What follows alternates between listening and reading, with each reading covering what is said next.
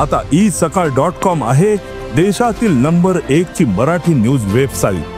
प्रत्येक अपडेटसाठी isakal.com ला नक्की भेट द्या। बाबा, काय सांगाल? कार्यकर्त्यांचा मेळावा आज आयोजित केला होता। भाजप प्रवेश आपला होणार असल्याच्या चर्चा गेल्या अनेक दिवसांपासून सुरू आहे आणि त्याला पूर्णविराम मिळेल आज अशी अपेक्षा होती। बैठकीचा कार्यकर्त्यांच्या मेळाव्याचं नेमकं काय कारण होतं, काय सांगाल? नाही, गेल्या अनेक दिवसापासून कार्यकर्त्यांची इच्छा होती की एक मेळावा झाला पाहिजे। मिटिंगचं स्वरूप त्या मेळाव्याला होतं, जेणेकरून गेल्या अनेक दिवसापासून जे तालुक्यातले विकास कामांचे प्रलंबित प्रश्न आहेत त्या संदर्भामध्ये कार्यकर्त्यांना त्यांच्या भावना समजावून सांगायच्या होत्या।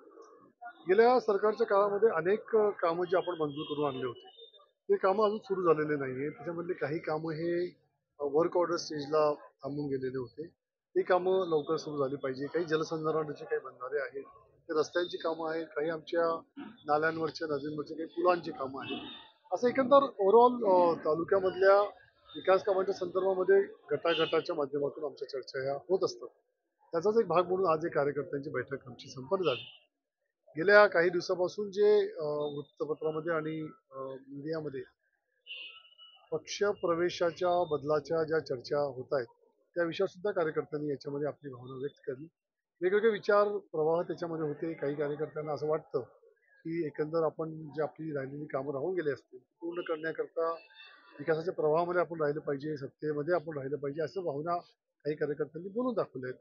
त्यामुळे मी त्यांना फक्त एकच सांगितलं की या संपूर्ण तुमच्या ज्या भावना असतील त्याच्यावरती विचार करून त्याच्या माध्यमातून आपल्याला काय निर्णय करता येईल, सकारात्मक काय विचार करता येईल का, ते करण्याचं आश्वासन मी कार्यकर्त्यांना दिलंय। भाजपाच्या नेतृत्वाकडून काही प्रमुख नेते मंडळींकडून अनेक वेळा पक्षामध्ये प्रवेशाच्या संदर्भामध्ये चर्चा माझ्याशी आज नाही गेल्या अनेक वर्षामध्ये अनेक वेळा झालेली आहे आणि विनम्रपणे मी त्यांना तेव्हा नकार दिलेला होता।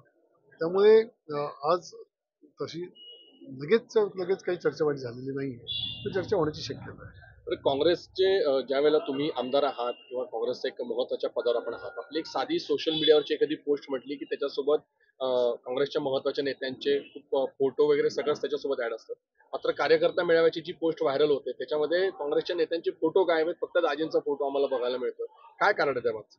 नाही, कार्यकर्त्यांचा जो मेळावा असतो आमचा तुम्ही बघितला असेल, हा काही पक्षाचा मेळावा नाही, हा आमच्या कार्यकर्त्यांचा म्हणजे हा जवाहर ग्रुप म्हणून जो आम्ही काम करतो, जे कुटुंब आमचं आहे त्या कार्यकर्त्यांचा हा बैठक होती। आणि आधी सुद्धा पूर्वी पण आपण आमच्या काही पोस्ट बघितल्या असतील, जेव्हा कार्यकर्ता मेळावा असतो तेव्हा आम्ही तो पक्षाच्या बॅनरवरती नाही तर आमच्यापर्यंत कार्यकर्त्यांना निरोप जातो।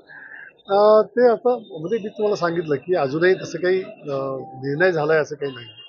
अजूनही मी त्या विचारामध्ये आहे की नेमकं कार्यकर्ते काय विचार करतायत आणि आमच्या पक्ष नेतृत्वाशी अजून मी या विषयावर बोललेलो नाही, ते सुद्धा मला बोलणं गरजेचं आहे। त्यामुळे एकंदर माझ्या पक्षामध्ये ज्या पक्षामध्ये गेले अनेक इतके वर्ष आपण काम करतो त्या पक्षाच्या नेत्यांची नेतृत्वाशी चर्चा करण्याचा सुद्धा माझा विचार आहे। त्यामुळे एकंदर कार्यकर्त्यांच्या भावना मी नेतृत्वापर्यंत पोहोचवणार। रवींद्र चव्हाणांची भेट आपण घेतलेली होती आणि कालही आपण जयकुमार रावल यांच्या बंगल्यावरती जाऊन त्यांची भेट घेतली, त्यांच्यासोबत भोजनाचा आस्वाद आपण घेतला। काय नेमकं कारण होतं त्यामध्ये?